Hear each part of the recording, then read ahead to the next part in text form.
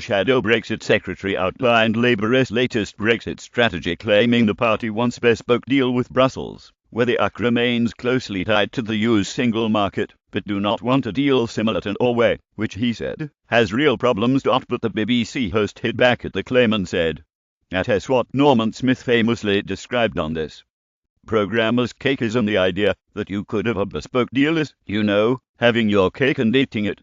In response, Sir Keir told BBC Radio 4's Today programme, "When I first announced that we should have transitional measures on the same terms as now, which I did last summer, well, everybody said that's just cake and eat it. It is now accepted as the only sensible base of a transition."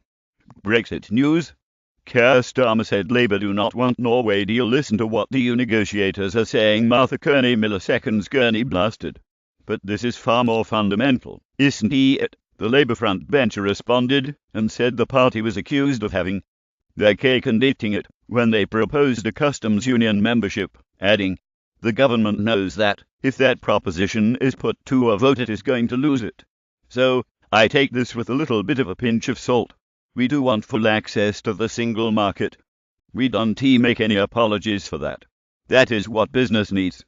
We don't need to give up on it without a fight, which is what the government have done." But the BBC host pointed out there has been a fight, using the example of David Cameron's EU renegotiations and the current Brexit negotiations. She said, "What you are talking about is the EU having to give up what they regard as the fundamental freedoms of the European Union on freedom of movement, on the single market itself, on the rules of the single market."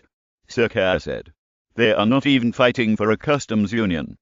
For fear of the negotiations, they are not fighting for it. Secondly, what is in the announcement made yesterday is that we accept that shared institutions and shared regulations, common standards, are essential if you are to get full access. So, it is not cake and eat it, because it is saying we know what the benefit is, and we know what the obligation is that goes with it."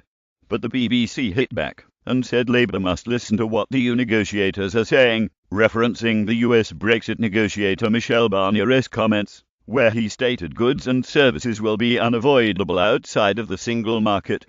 The Labour MP claimed the EU had said time and time again that, if Prime Minister Theresa May's red lines change, then there is a different negotiation to be had. He hinted that Labour will be heading for an EU-style Brexit strategy, adding, "It is clear that what they mean by that is that, if we signal that we want a close economic relationship with the EU going forward, there is a conversation and negotiation to be had. And it will involve some of the tools in the Norway-style toolbox. Norway is a member of the European Free Trade Association, EFTA, meaning Oslo pays for access to the single market. EFTA includes Norway, Switzerland, Iceland, and Liechtenstein. Norway is also a member of the European Economic Area, which provides the free movements of persons, goods, services and capital within the single market." Monday, Labour frontbenchers tabled a string of amendments to the government's EU withdrawal bill designed to keep Britain closely linked to Brussels. Mrs May is set to face pressure from pro-Remain MPs next week as the House of Commons debates the amendments to her Brexit bill. Her aim is to get her Brexit legislation through in just 12 hours on June the 12th.